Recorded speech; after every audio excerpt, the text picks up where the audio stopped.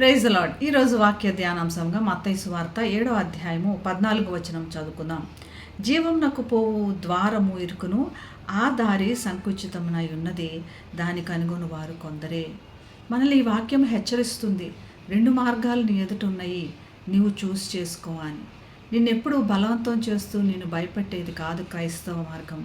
నీ ఎదుట ఉన్నాయి, నువ్వు చూస్ చేసుకో అని. ఇరుకు ద్వారం గురించి చెప్పబడుతుంది, విశాలమైన మార్గం గురించి కూడా చెప్తున్నారు.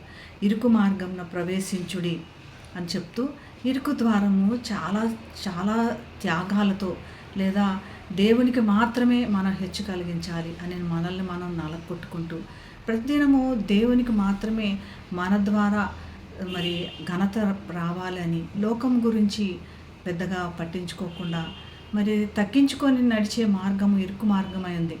ఈ మార్గమును ప్రవేశించేవారు చాలా కొంతమంది. అందులో మరి నీవు నేను ఉండాలని అది ఆశ కలిగి ఉన్నాడు దేవుడు. విశాలమైన మార్గము అది నాశనమునకు పోవు మార్గం, వెడల్పైన మార్గం, కేవలం లోకం గురించే శ్రద్ధ కలిగి లోకమును మాత్రమే సంతోషపెట్టాలని, వాళ్ళని మాత్రమే సాటిస్ఫై చేయాలని మరి అది విశాలంగా ఉంది. కాబట్టి ప్రతిదినము కూడా లోకము గురించి ఆలోచిస్తూ లోకమైన ప్రెషర్స్తోనే ఉంటుంది. కానీ దేవుడు చేయి చాపి మరి ఈ ఇరుకు ద్వారంన ప్రవేశించుండి, ఈ ద్వారంన వెళ్ళాలి అంటే నువ్వు తగ్గించుకున్నప్పటికీ నీవు సదాకాలము దేవునితో ఉంటావు. కొందరు అయినప్పటికీ అది సదాకాలము దేవుని దగ్గరికి తీసుకెళ్లే మార్గమై ఉంటుంది అని. మరి నిన్ను బలవంతం పెట్టి నిన్ను ఖచ్చితంగా ఇరుకు మార్గంలో దేవుడు తీసుకెళ్లాలనట్లేదు. దాని తర్వాత దేవుని నీవు నిందిస్తావేమో, నీకు ఇష్టం లేని మార్గంలో నీవు వెళ్ళి. దేవుడు నీ ఎదుట ఉంచాడు, నీవు నిర్ణయించుకోవాల్సిన అవసరం ఉంది.